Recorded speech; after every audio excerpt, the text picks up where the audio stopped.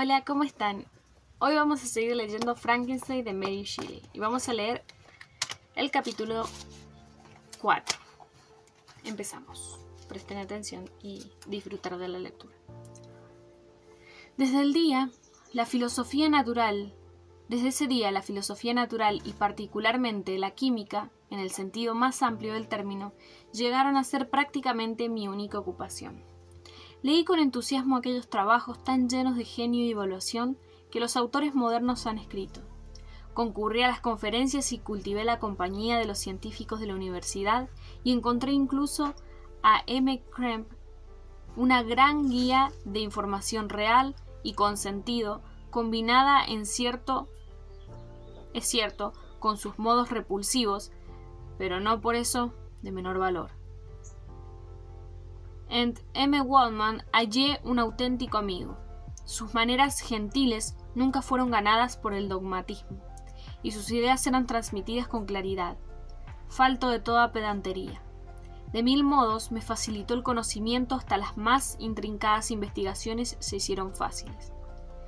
Mi aplicación en principio fue fluctuante e incierta, pero fui ganando fuerza hasta convertirme en un ardiente y ansioso estudiante que amanecía en el laboratorio. Cuando me sumergí tan profundamente en mis estudios, pude ver con qué facilidad se aceleraban mis progresos. Mi entusiasmo era el asombro de los otros estudiantes y mi actitud sorprendía a mis maestros. El profesor Krempe me preguntaba a menudo con una sonrisa maliciosa: ¿cómo anda Cornelio Agripa? En cambio, Waldman expresaba su entusiasmo de corazón por mis progresos. Pasaron 2 años de ser de este modo, durante los cuales no hice ninguna visita a Ginebra, pues estaba absorbido por algún descubrimiento que pensaba realizar. Solo aquellos que han experimentado con la ciencia pueden concebir este entusiasmo. En otras disciplinas uno llega al mismo lugar de los otros que llegaron antes y ya nada queda por conocer, pero en un científico siempre hay alimento para descubrir y maravillarse. Una mente de capacidad moderada que persigue con dedicación sus estudios debe llegar infalible a la prosecución de esos estudios. Yo, que buscaba constantemente un objeto y que estaba solamente atrapado en eso, crecía tan rápido que al cabo de 2 años hice descubrimientos en el desarrollo de algunos instrumentos químicos que me dieron estima y gran admiración en la universidad.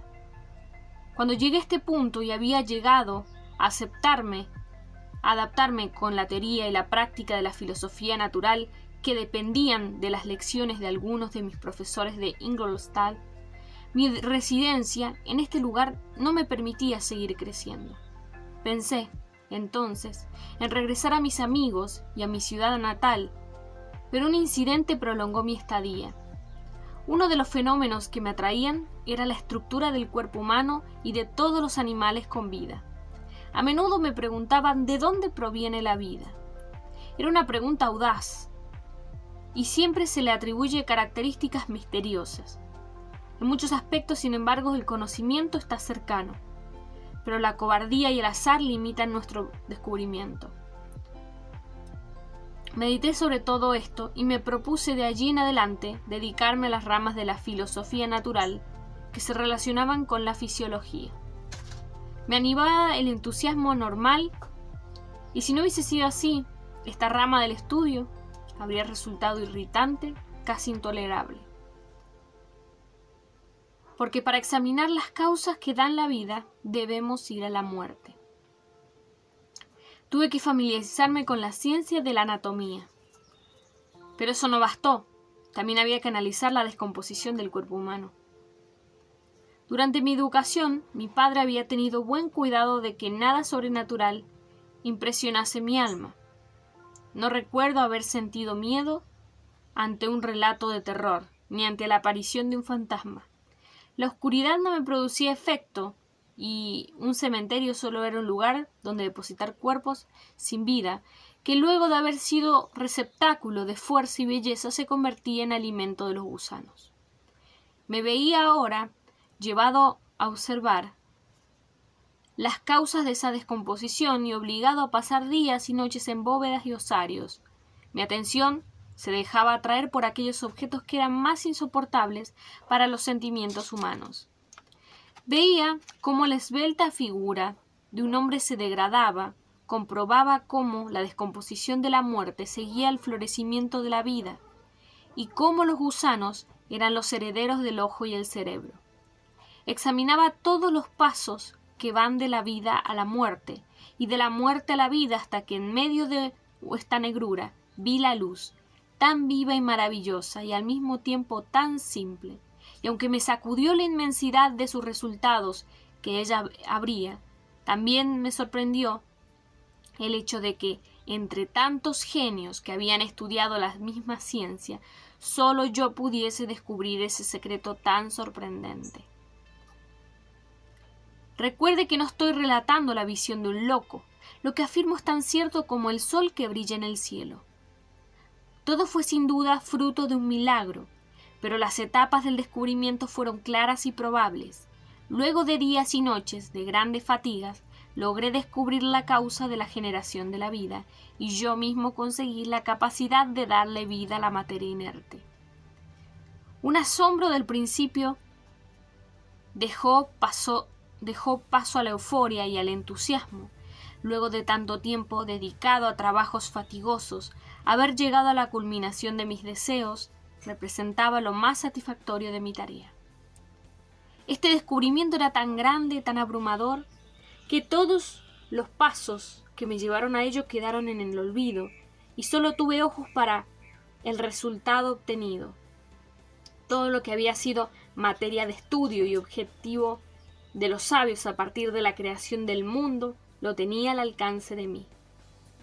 No era que por arte de magia hubiese llegado de pronto. La información llegaba como una meta hacia la cual debía orientar mi trabajo, y se perfilaba como el objeto de mi investigación, y no como una realidad concreta. Era como ese árabe enterrado entre los muertos que había retornado a la vida con la ayuda de una luz parpadeante y tenue. La ansiedad que usted demuestra y toda la maravilla que su mirada expresa me dicen, amigo mío, que quiere conocer ese secreto que yo conocí. No es posible. Escuche con paciencia hasta que termine mi relato y comprenderá por qué me muestro tan reservado. No quiero guiarlo, indefenso y ardiente como estaba yo para ese entonces, a su propia destrucción y al sufrimiento más grande. Aprenda de mi ejemplo si no quiere aprender de mis palabras. Qué peligrosa suele ser la adquisición del conocimiento, y qué feliz es el hombre que cree que su ciudad natal es el mundo, en vez de aquel que quiere ser más importante que su propia naturaleza. Cuando comprobé que tenía el poder tan sorprendente, vacilé mucho tiempo acerca de cómo debía utilizarlo, aunque tenía poder para dar vida, preparar un cuerpo que la recibiera, con su compleja maraña de fibras, músculos y venas, constituía un trabajo ciclópeo.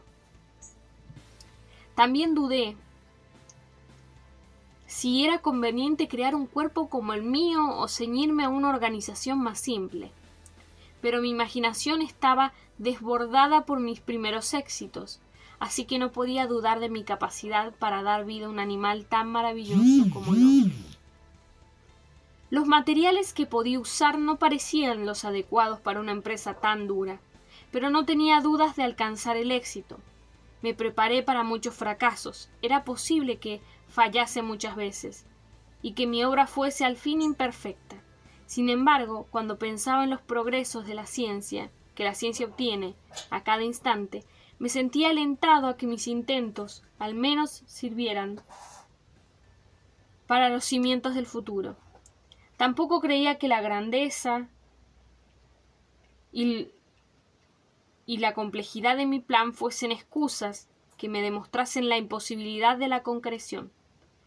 Con estos sentimientos comencé la creación de un ser humano. Como las partes pequeñas representan un obstáculo para el avance, resolví, contrariando mi primera intención, darle una estatura de gigante al ser que iba a crear. Pensé en darle cerca de 2,5 metros de altura y un grosor que fuera proporcional a dicha altura. Luego de esta decisión y de varios meses transcurridos en la preparación y organización de los materiales, comencé la tarea. Nadie podrá imaginar la variedad de sensaciones que me llevaban como un huracán en ese entusiasmo inicial del éxito. La vida y la muerte me parecían límites ideales, que sería el primero en trasponer para echar luz en un mundo de tinieblas. Una nueva especie me iría a bendecir como a su creador, y muchas criaturas felices y excelentes me deberían su ser. Ningún padre podría arrojarse recibir tal gratitud de su hijo, como la que yo merecía por mis creaciones. Al seguir estas reflexiones pensé que si podía dar vida a la materia inanimada, a través del tiempo podría, ahora sé que esto es imposible, devolver vida allí donde la muerte ha llevado el cuerpo a la descomposición. Estos pensamientos me sostuvieron mientras me abocaba con ardor a mi empresa. Estaba pálido y demacrado por el estudio y la reclusión. Al borde del descubrimiento muchas veces fracasaba, pero siempre me aferraba a la esperanza de que sería el día próximo o una hora después.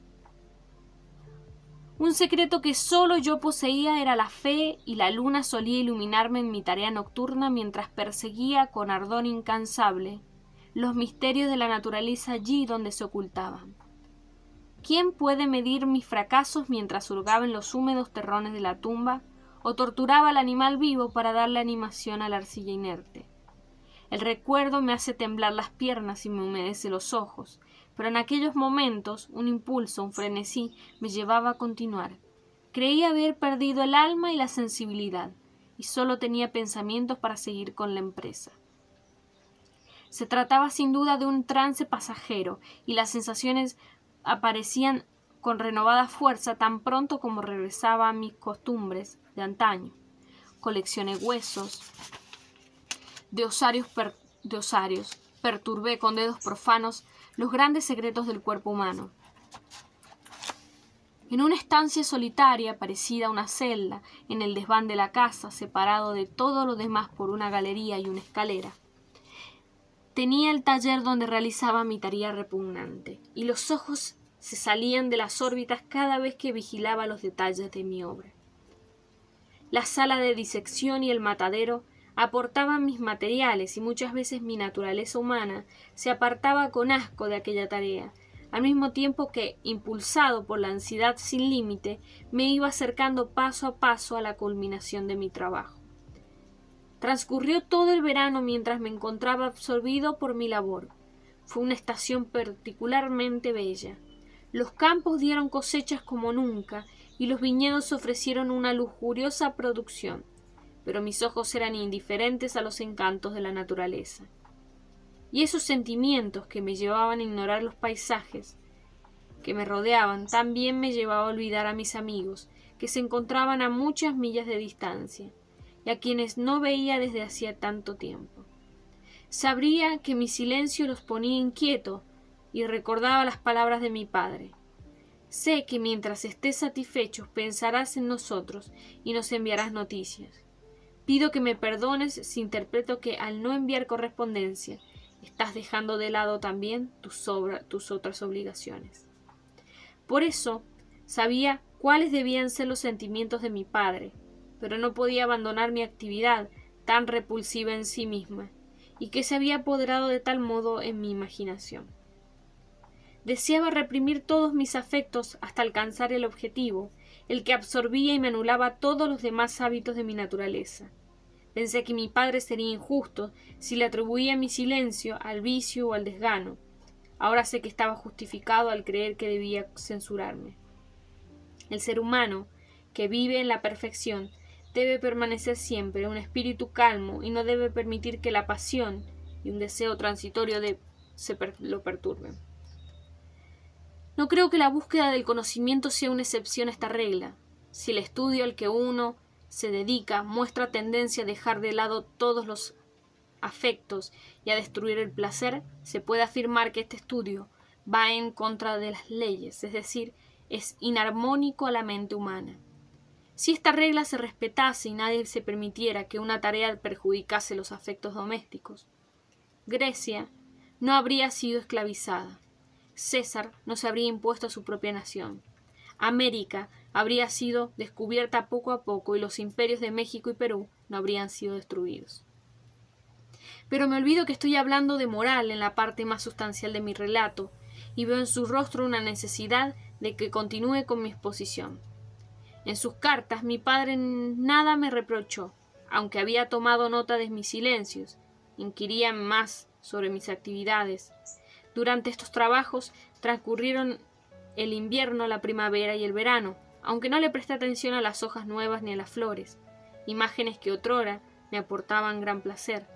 Mientras seguía sumido en mis tareas, las hojas de ese año se habían marchitado antes de terminar mi trabajo, y cada día me marcaba el éxito que había alcanzado. Mi entusiasmo estaba frenado por mi ansiedad, y parecía un esclavo condenado a las minas o a cumplir con otra tarea ingrata que un artista abocado a su ocupación favorita.